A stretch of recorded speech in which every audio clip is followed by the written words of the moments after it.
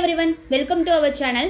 So இப்போ எல்லாருமே வந்து குரூப் 2 அண்ட் குரூப் 4க்கான சிலபஸ் வந்ததுக்கப்புறம் நிறைய வந்து ரொம்ப சேஞ்சஸ், அதுக்கப்புறம் வந்து எப்படி படிக்கிறது, இந்தமாரி டிஎன்பிசியே வந்து விட்டுடலாமா அப்படிங்கிற நிறைய தாட்ஸோட நிறைய ஆஸ்பிரண்ட்ஸ் வந்து இருக்கீங்க.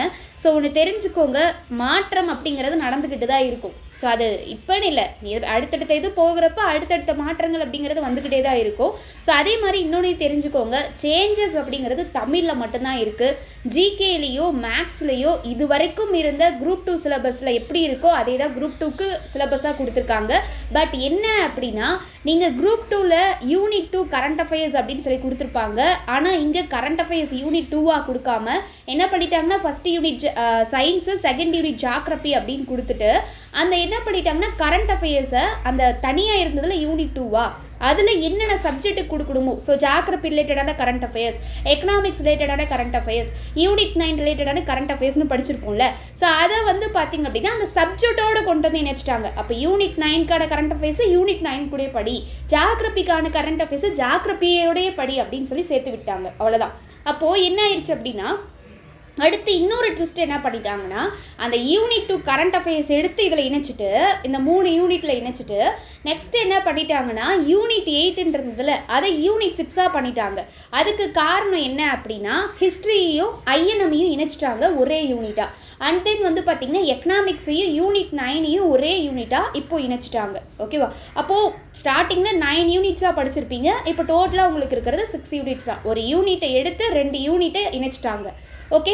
ஸோ அடுத்து வந்து பார்த்திங்கன்னா தமிழில் நீங்கள் நினைக்கிற அளவுக்கு ரொம்ப ஹெவி சேஞ்சஸ் கிடையாது. சேஞ்சஸ் இருக்குது, பாதி சேஞ்சஸ் இருக்குது அப்படிங்கிறத நான் ஒத்துக்கிறேன்.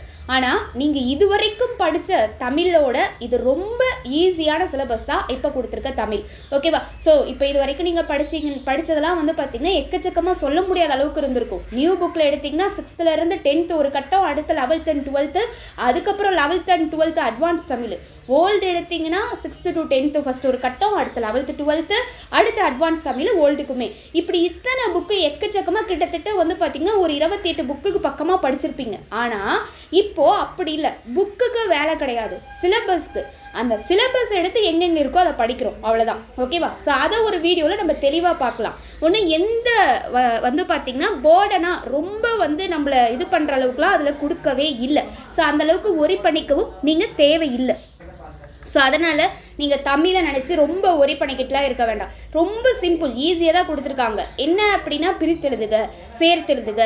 ஸோ சொற்பொருள் வந்து படிச்சிருப்போமா, ஸோ பொருள் அறிந்து இது பண்ணுறது, அடுத்து ஒரு பத்தி கொடுத்து அதிலேருந்து கொஸ்டின் மேக் பண்ணுறது, விடைக்கேற்ற வினாவை வந்து உருவாக்குறது, இனவெழுத்து, சுட்டெழுத்து, வினா எழுத்து, இதெல்லாம் வந்து நீங்கள் படித்தது தான். எதுவுமே வந்து தனியான இது கிடையாது. பட் அங்கங்கே அப்படியே பார்த்துட்டு ஓரலாக போயிருப்போம். இப்போ அது எல்லாத்தையுமே சிலபஸில் இருக்குன்னு சேர்த்து விட்டாங்க. ஸோ அதனால் ஒரி படிக்க வேண்டாம், அதை நம்ம தெளிவாக பார்ப்போம். ஸோ இந்த வீடியோவில் வந்து பார்த்திங்க அப்படின்னா, இப்போது இன்னொன்று நம்ம தெளிவு வரணும். ஸோ அதில் இந்த வீடியோவில் நம்ம பார்க்க போகிறது பாலிட்டிக்கான வேர் டு ஸ்டடி.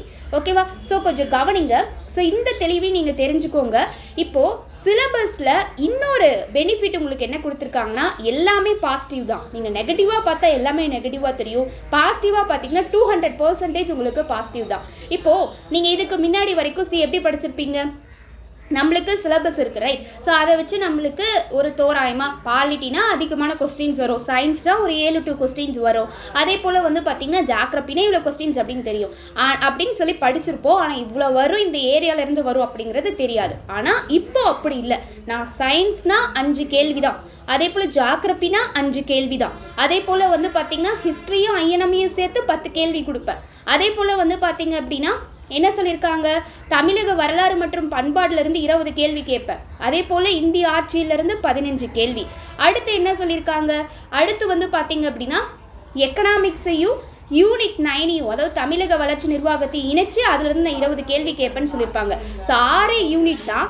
இதில் நீங்கள் ஈஸியாக லாஸ்ட் இருக்கக்கூடிய யூனிட் 4, யூனிட் 5, யூனிட் 6 இதை மட்டும் தெளிவாக படிச்சிங்கனாலே போதும், ஈஸியாக ஸ்கோர் பண்ணிடலாம். இதெல்லாம் தெளிவாக படிச்சுட்டு மற்றதெல்லாம் இருக்கக்கூடிய டூயினோ கண்டென்ட், புக் பேக் கொஸ்டின்ஸ் இதை படிச்சுட்டு, அதே போல் வந்து பார்த்திங்கன்னா ரீசெண்டாக வரக்கூடிய எப்படி சொல்லலாம்னா தொல்லியல் கண்டுபிடிப்புகள், அதே போல் வந்து பார்த்திங்கன்னா புவிசார் குறியீடுகள், அது ஜியோகிராஃபி ரிலேட்டடான கரண்ட் அஃபேர்ஸு. ஸோ இந்த மாதிரி படிச்சுக்கிறது தான் கரண்ட் அஃபேர்ஸு. ஓகேவா? ஸோ அப்போ இதுலேயும் பெருசாக மாற்றம் இல்லை. ஆனால் பாலிட்டிக்கு அப்படியே நம்மளுக்கு இருக்கிறது எத்தனை கொஸ்டின்ஸு? 15 கொஸ்டின்ஸு. ஸோ இதை நீங்கள் முடிச்சிட்டிங்கனாலே உங்களுக்கு கிட்டத்தட்ட ஒரு 20 கேள்விக்கு நீங்கள் ஸ்ட்ராங் ஆன மாதிரி.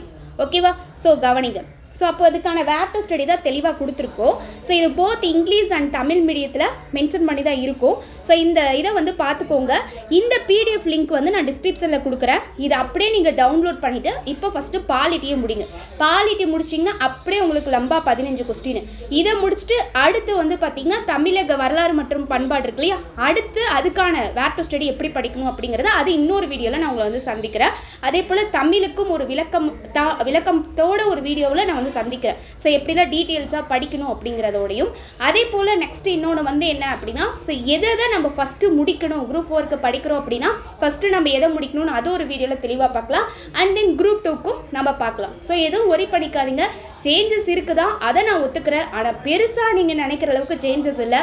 இதில் நெகட்டிவாக வந்து நம்ம ஒரு 10% தான் சொல்ல முடியும். கொஞ்சம் எப்படி சொல்கிறேன்னா, சிலபஸ் சேஞ்சஸ் இருக்கிறதுனால பதற்றங்கள் அப்படிங்கிறது அதிகமாக இருக்கும். ஆனால் உங்களுக்கு சிலபஸ் சேஞ்ச் பண்ணியிருக்கிறது அப்படிங்கிறது 200% பெனிஃபிட் தான். ஸோ படிக்கும்போது உங்களுக்கு வேணால் கஷ்டமாக தெரியும். ஆனால் இப்போ கொடுத்துருக்க தமிழ் சிலபஸ்க்கு கரெக்டாக 1 மந்த் உங்களுக்கு போதும். 20 நாளில் படிக்கலாம், 10 நாளில் ரிவிஷன் பண்ணிடலாம். ஆனால் பழசு இருந்த சிலபஸ் அப்படி கிடையாது. பார்ட் பி, பார்ட் சி எக்கச்சக்கமாக இருந்துச்சு. ஸோ இலக்கணம் அப்படிங்கிறத விடுங்க, பார்ட் பியும் பார்ட் சி எடுத்திங்கன்னா ஒவ்வொரு புலவர்களையும் அறிஞர்களையும் படித்து ஒவ்வொரு அறநூல்களில் 15 கீழ்கணக்கு நூல்களில் இருந்து எல்லாத்தையும் படிக்கணும். அப்போ புக்கில் இருக்கக்கூடிய எக்ஸ்ட்ரா டீட்டெயில்ஸையும் படித்து வைக்கணும். இப்போ அப்படி இல்லை. சிலபஸில் இலக்கணத்துக்கு இந்த டாப்பிக்கை கொடுத்து இலக்கணத்திலிருந்து மட்டுமே நான் 85 கொஸ்டின் எடுப்பேன். ஸோ இந்தந்த வார்த்தைக்குள்ள எங்கெங்கெல்லாம் இருக்கோ அதை நீங்கள் படிங்கன்னு சொல்லிட்டாங்க. அப்போது ஈஸி தானே. ஸோ அப்போது நம்மக்கிட்ட ஒரு பெருசாக ஒரு எப்படி சொல்கிறதுனா, ஒரு 50 பேர்த்துக்கு சிக்கன் பிரியாணியை நீங்கள் பிரித்து கொடுக்கணும். ஆனால் அளவெல்லாம் கொடுக்கல. உங்ககிட்ட எல்லாத்தையுமே கொடுங்கன்னு மட்டும் சொல்லிடுறாங்க. அப்போ வந்து என்ன இருக்கும், நம்மளுக்கு கஷ்டமாக இருக்கும். அதுவே 50 பேர்த்துக்கு கொடுக்கணும் அப்படின்னு சொல்லி 50 பார்சல் பண்ணி உங்ககிட்ட கொடுத்துட்டாங்கன்னா அது ஈஸி தானே. ஸோ அந்த மாதிரி தான் கொஞ்சம் பார்க்குறது கஷ்டமாக இருக்கும். 50 பார்சல் இருக்கே, 50 பேர்த்துக்கு கொடுக்கணும் அப்படிங்கிறது கஷ்டமாக இருக்கும். ஆனால் பார்சலாக இருக்கும்போது ஈஸியாக கொடுத்துடலாம். நேம் மென்ஷன் பண்ணி இவங்களுக்குன்னு கொடுத்துருந்தாங்கன்னா கொடுத்துடலாம். ஆனால் 50 பேர்த்துக்கு கொடுக்கணும், நேமே மென்ஷன் பண்ணி கொடுத்துருந்தாலும் 50 பேர்த்துக்கு நீ தான் வந்து பார்சல் பண்ணணும் அப்படிங்கிறது கஷ்டமான வேலை. ஓகேவா?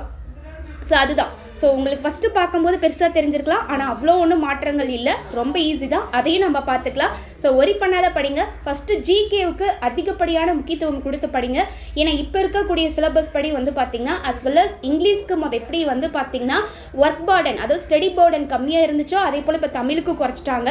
இதில் அண்டர்ஸ்டாண்டிங் தான் உங்களுக்கு அதிகமாக வேணும். தமிழை பொறுத்த வரைக்கும் கிராமர் அதிகமாக இருக்கிறதுனால படிக்கிறதுக்குன்னு, அதாவது நீங்கள் மெமரி பண்ண வேண்டிய வேலை ரொம்ப இங்கே குறைஞ்சிருக்கு. அப்போது நீங்கள் ஜிகேவுக்கு அதிகமாக ஃபோக்கஸ் பண்ணி ஆகணும். தமிழுக்கு பார்த்திங்கன்னா நீங்கள் அண்டர்ஸ்டாண்டிங்காக அடிக்கடி ப்ராக்டிஸ் பண்ணிங்கன்னா போதும். அப்போது இதில் இங்கிலீஷில் படிக்க குரூப் 2க்கு சொல்கிறேன். ஏன்னா குரூப் 4ல் தமிழ் மட்டும்தான் இல்லையா. குரூப் 2ல் இப்போ இங்கிலீஷ் அப்படிங்கும்போது ஸோ 2 பேர்த்துக்குமே இங்கிலீஷில் லாங்குவேஜில் ப்ரிப்பேர் பண்ணுறவங்களுக்கும் சரி, தமிழ் லாங்குவேஜில் ப்ரிப்பேர் பண்ணுறவங்களுக்கும் சரி காமனான பேர்டன் கொடுத்து, ஆனால் ஜிகேயில் இருக்க காமன் சிலபஸ். ஸோ அப்போது இது போட்டி போடுறதுக்கு ரொம்பவே சூப்பராக இருக்கும். அப்போது இது வந்து நல்லாவும் இருக்கும். ஓகேவா? ஸோ ஃபஸ்ட்டு படிக்கும்போது கஷ்டமாக இருக்கும், படித்து பழக ரொம்ப ஈஸியாகிடும். ஓகேவா?